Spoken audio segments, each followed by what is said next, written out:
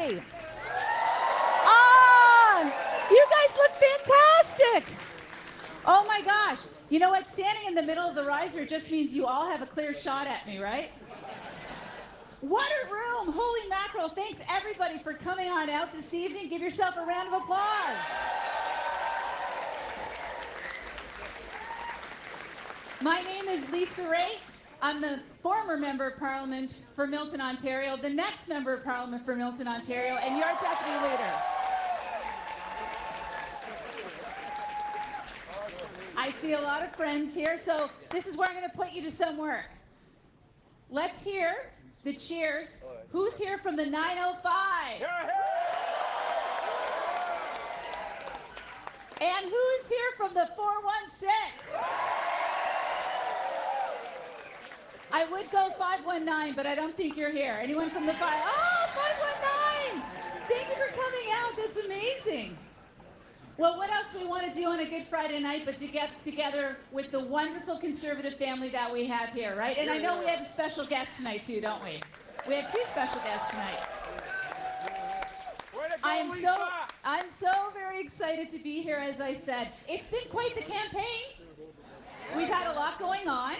We have just over 2 weeks left, and this is where Conservative principles and values really come to the fore. Because you want to know why? There are no harder workers in this country than Conservatives. You're here. No one. And it doesn't matter what part of the country you're from, all the way out in Newfoundland and Labrador, and all the way out to Vancouver, BC, and Victoria, BC, and all the way up to the north where my friend Leona Glucock is seeking the seat in Iqaluit again. Yeah. We know that we have 2 weeks to work as hard as we can to make sure that we change the control of this country. That's right. And we change the control of this country for the better. That's right.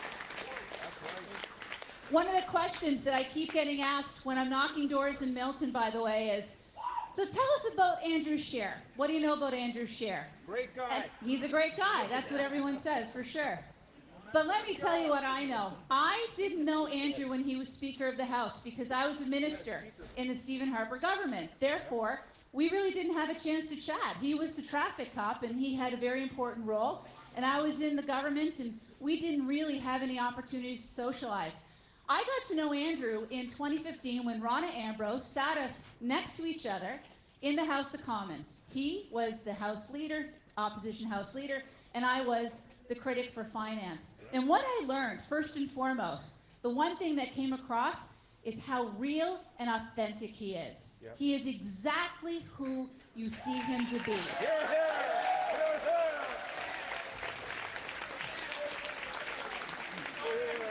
And the second thing I can tell you, he never tried to throw me or Rona under the bus. Didn't happen.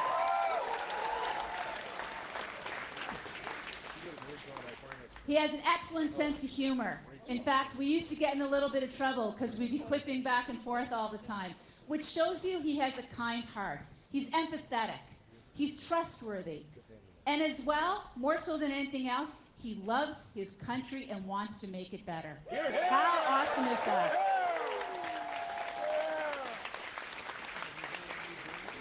In the time that I got to know him through the leadership, and the time that I've had the pleasure of sitting next to him again in the House of Commons, I can tell you this. He has become the leader that Canada deserves and that Canada needs right now. You're here.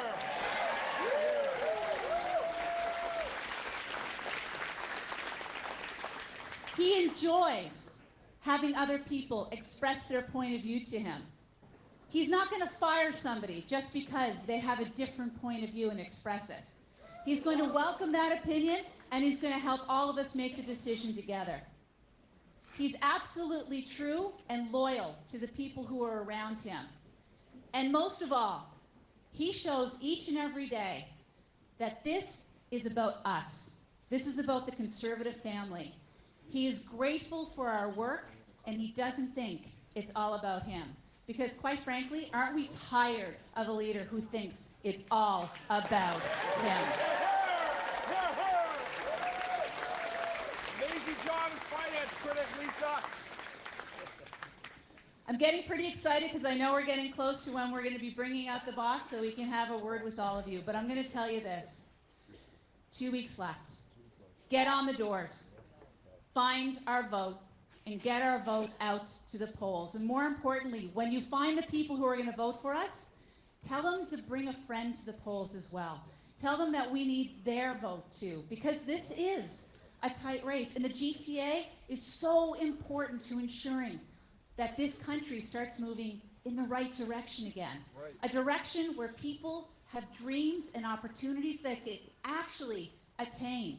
And that your success is determined by your work and your values and not by whether or not you're a friend of Justin Trudeau. Shame. We want to make sure that we do everything possible, we put it all on the line, and we work as hard as we possibly can to deliver the result that Canadians want and that Canadians deserve. And that is a conservative government in this country. So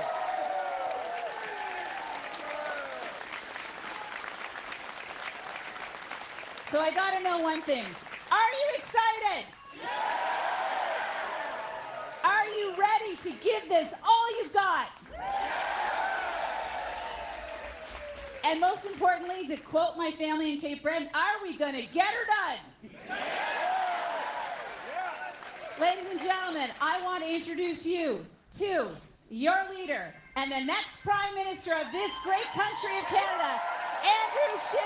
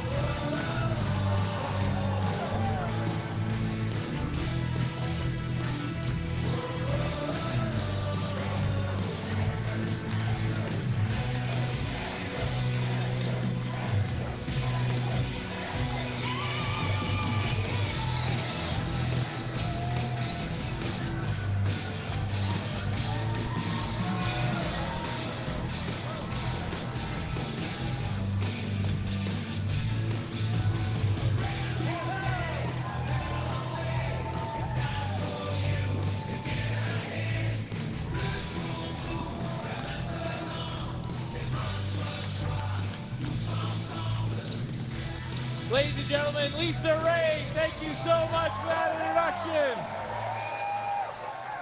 Merci beaucoup. C'est un grand plaisir d'être ici. It is such a pleasure for me to be here, and I've got great news. I always like to start off the evening. Some people say I smile too much. Some of our candidates heard that at the door. Well, fantastic. Wow. It's hard not to smile when you think that we are less than 18 days away from getting rid of this Liberal government.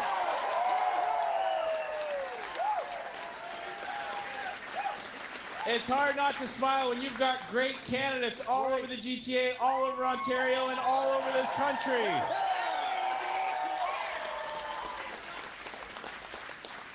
I have crisscrossed this country several times over the last few weeks, and I can tell you the response at the doors has been fantastic. People are excited. People are ready. People are, they cannot wait. They cannot wait to put an end to this tax hiking, deficit running, scandal plagued Liberal government and replace it with an honest Conservative government that puts people first.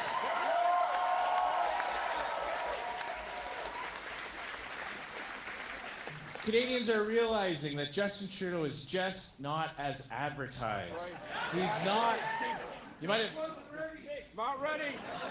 Not ready. Still not ready. Never will be ready. Never will. Nice hair, though. So many Nice jokes hair, running through. Trying to pick just one. You know, they're seeing more and more that he's not who he says he is, that he's a hypocrite on so many different levels. We found out just the other day that while he's been preaching and lecturing to Canadians about how they need to pay more for their gasoline, for their groceries and the home heating, he's actually been flying across the country with a second plane for his costumes, for his equipment, his camping equipment, maybe even that canoe. I'm not sure. Back to teaching drama. But it's okay. It's okay. Because he's buying some carbon offset credits, which gives him license to keep living his lifestyle the way that he wants to live it. Yeah. And that is the essence of the hypocrisy on this. Because, you see, for people like Justin Trudeau and their millionaire buddies, they will never have to worry about higher gas prices, about more expensive groceries, or about higher home utility bills. But that's where conservatives come in, because we know that hard-working Canadians don't want to pay more, while privileged people like Justin Trudeau don't have to worry about the consequences.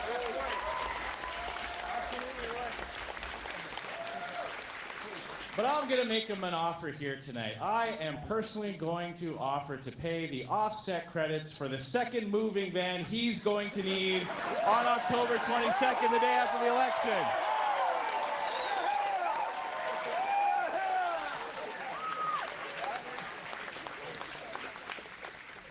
And people are seeing the consequences of his higher taxes. We know that Canadians are feeling like they're falling further and further behind. Over 80% of middle-class families are paying more today than they were when Justin Trudeau took office. And his carbon tax is raising the cost of living. And I'm here to tell you, the people of Ontario, the people all over Canada, the first job of a Conservative government after this election, job number one, first piece of legislation, will be called an act to repeal the carbon tax. That's the first thing we're going to do.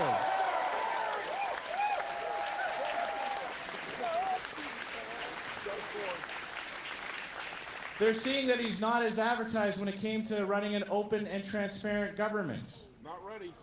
An open and transparent government. Sunlight is the best disinfectant, I remember someone say, and said sunny ways are here. Well, it seems like we've encountered a long patch of cloudy weather over the last few months. That's right. He's kicked out the only two people, kicked out of caucus, the only two people who were standing up to him during the SNC-Lavalin affair.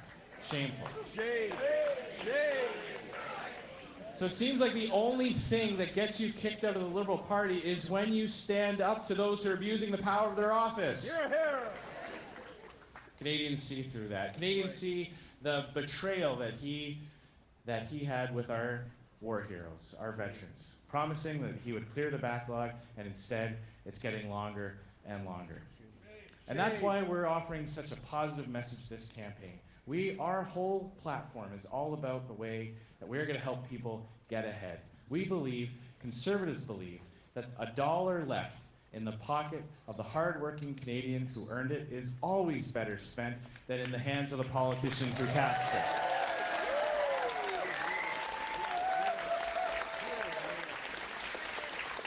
And we know Canadians are working harder and harder. And we're going to make sure they keep more of their own money. First of all, we're going to run a government that lives within its means. We're going to get back to balanced budgets in 5 years.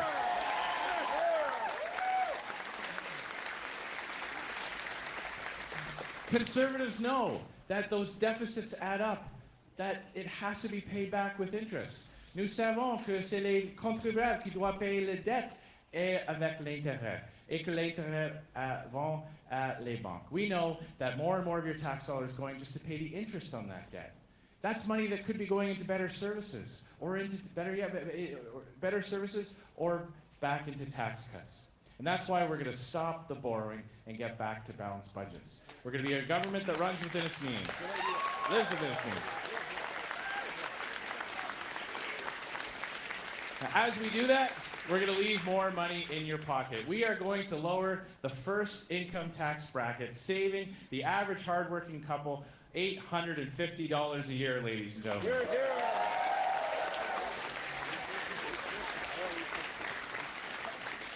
And I know many people here probably take public transit. I know I'm visiting my family in Mississauga. I think one of my uncles is here tonight. I have a large, there he is, my Uncle John.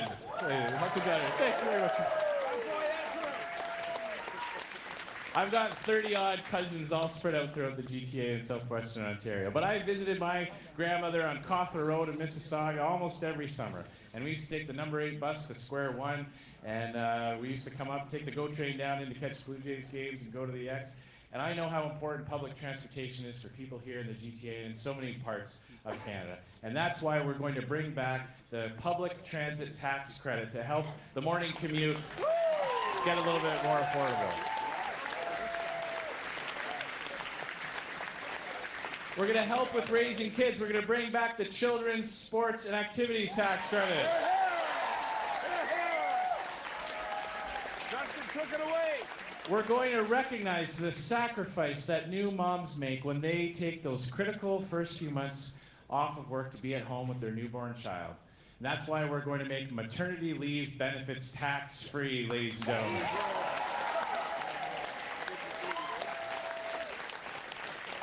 We know how important it is to help support families. Jill and I have 5 kids. A lot of people, Jill.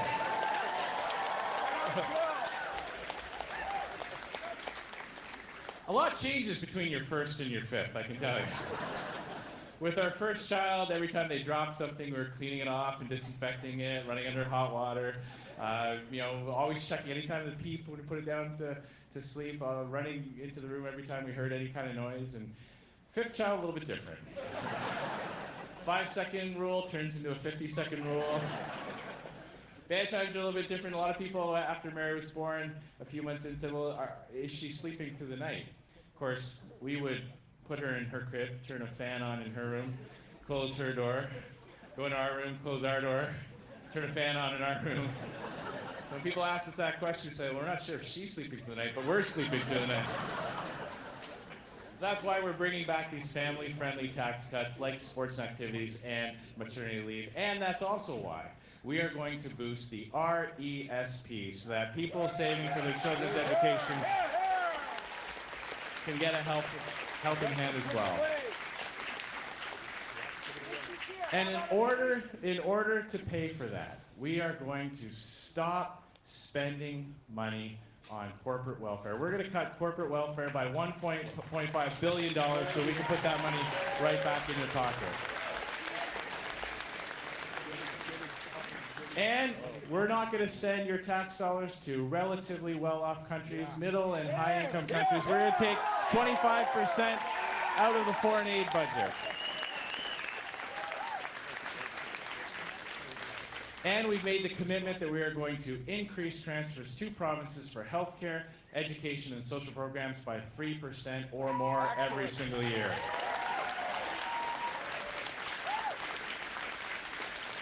So that is the choice, ladies and gentlemen. It could not be more clear. Between a prime minister who abuses the power of his office to reward his friends and punish his enemies, and one that will shine a light on his scandal and corruption and bring back ethics and integrity to our government, ladies and gentlemen.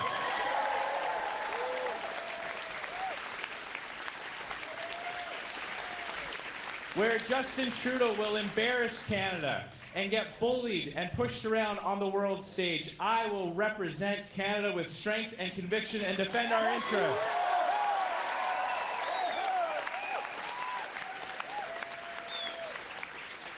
Where Trudeau will look our decorated war heroes in the eye and tell them that they are asking for more than he can give. I will honor their service and their sacrifice and uphold our sacred obligation to them.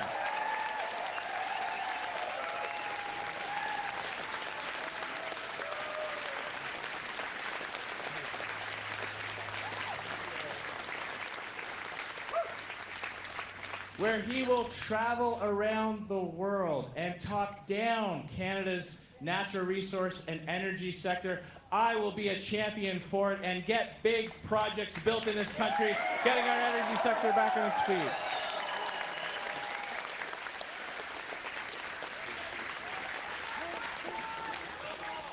Where he will target law-abiding farmers and hunters, I will target the real criminals, the gangsters, the repeat offenders, and the drug traffickers.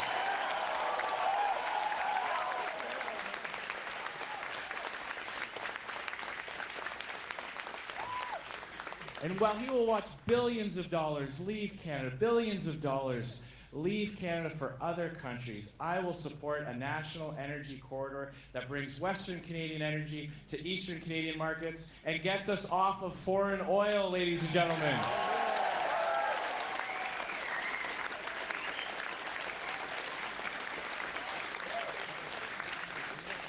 And where he will raise your taxes, run massive deficits for years and years, and make the cost of living get more and more expensive, I will run a government that lives within its means so we can leave more money in your pocket, because it's time for you to get ahead, ladies and gentlemen.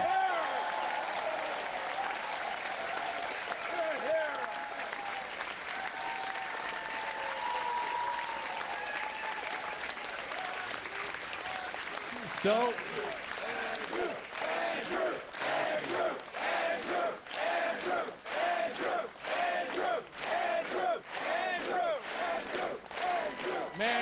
thank you so much. Thank you so much. Merci beaucoup tout le monde. Andrew, Alors, you rock! thank you. Right on, Andrew! And as Lisa said, we've got a few more days left, a little over 2 weeks left. It's going to take all our grassroots efforts. You are our secret weapon. I don't know if you've noticed it, but we don't always sometimes have the same advantages the Liberals get when it comes to getting messages out. So it's going to take every single one of us working hard, long days, long into the evening, knocking on doors, putting up signs. On a besoin de tous vos efforts. We need all your help.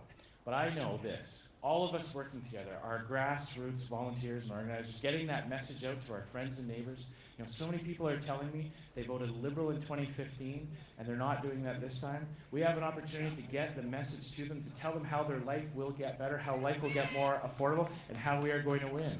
That's right.